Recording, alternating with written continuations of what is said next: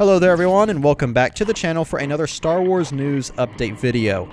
The main piece of news honestly has brought my already high excitement for Ahsoka up even higher, so I can't wait to get into that. But before I get into the news, Episode 3 just released, and so I wanted to give some quick thoughts on it. The episode, despite its short runtime, which I'll get into later, it wasn't too bad. It certainly wasn't anything crazy, but it did have a few key moments that stuck with me. First, the Ahsoka and Sabine training sequence was phenomenal. It's been done a lot in Star Wars, but honestly, I'll never get tired of seeing a large story get dwindled down to something much more grounded and smaller, like a master and an apprentice training. It's a nice change of pace and allows the characters to develop amongst one another and let the story breathe.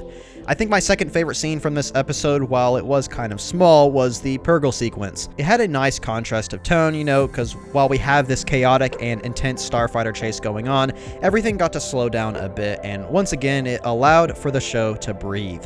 I also love when Ahsoka smiles at the sight of the Purrgils. There's been this pretty big complaint, one that I personally don't agree with, that Ahsoka is too quote-unquote dull in this show, and I do disagree with that. I think she's stern because she has to be.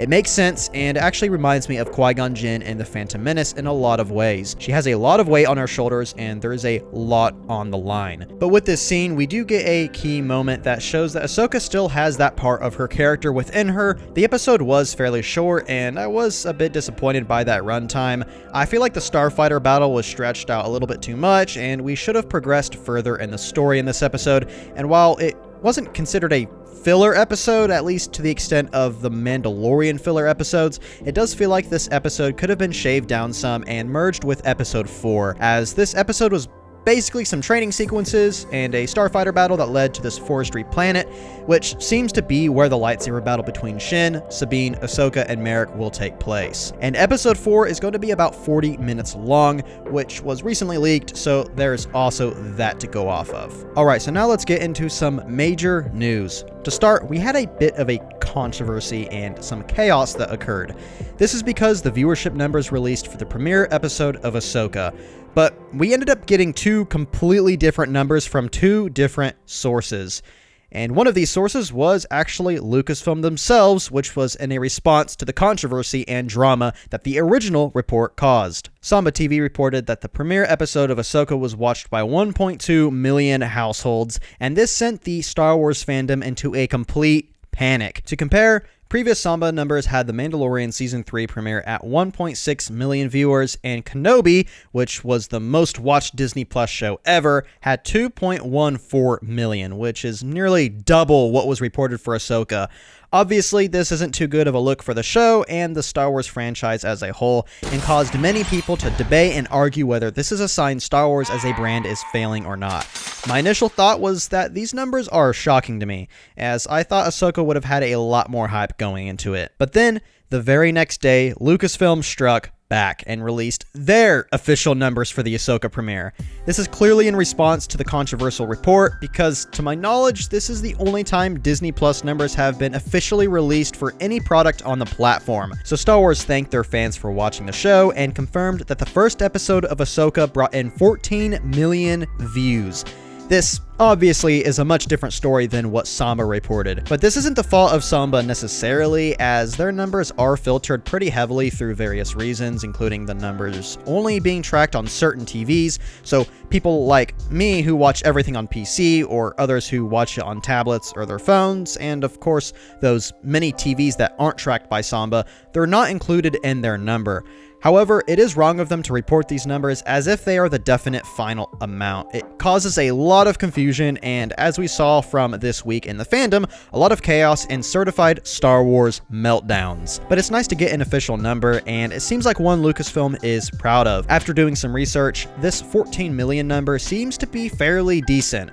It's hard to get a definitive metric to compare it to, but Stranger Things, which is arguably one of the most popular shows ever made, and especially of recent years, had about 25 to 30 million viewers for the first episode of Season 4.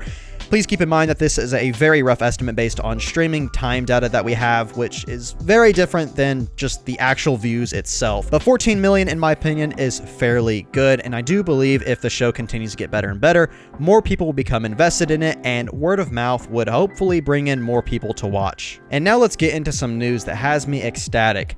This all has to do with Anakin Skywalker and the Ahsoka series. I won't be going into spoilers for the most part, so there's no real need to worry about that, but we have known for a while now that Anakin is going to be in this show from, various reports from publishers like The Hollywood Reporter to Hayden Christensen making an audio appearance in one of the trailers for Ahsoka. What we have now is confirmation on what episode Anakin will be showing up in, and it's a good one. One of the most credible Star Wars news sources, the Bespin Bulletin, revealed that Anakin Skywalker will appear in episode 5 of Ahsoka.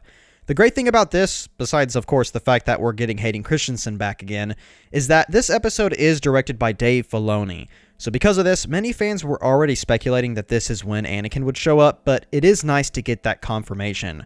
However, with this report came a bit of a twist to it, and slight spoiler warning by the way. We learned that, at least for this episode, he will not be appearing as a Force ghost, but rather, and again I won't get into too many spoilers, the scenes with him will revolve around the world between worlds.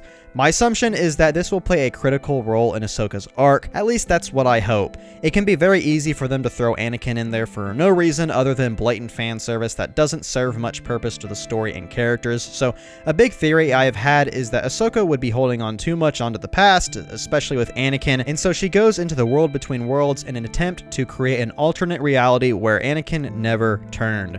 Something along those lines has always been my speculation, and we're only a few episodes in, so it's a bit early to say if this is how it will go or not, but I certainly would love it if the story went in that general direction. But I just gotta say, I cannot wait to see Anakin back in Star Wars. I really hope he has a little bit more to do than that of what we got in Kenobi. The training sequence with Kenobi was great, but I wanted a little bit more. And while we are talking about episode 5, it's looking like this episode is going to sit right around 50 minutes long, which I am very grateful for, and I cannot wait to see what Dave Filoni has come up with for this story.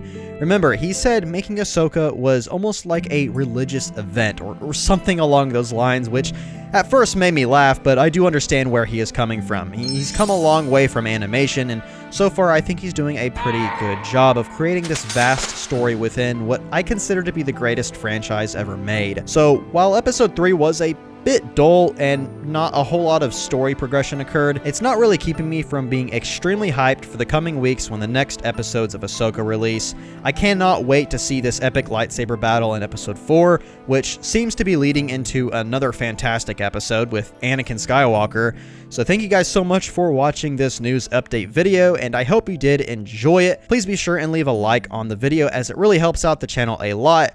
And if you are new, why don't you go ahead and subscribe for more Star Wars news, theories, essays, and more, and I will hopefully see you in the next one.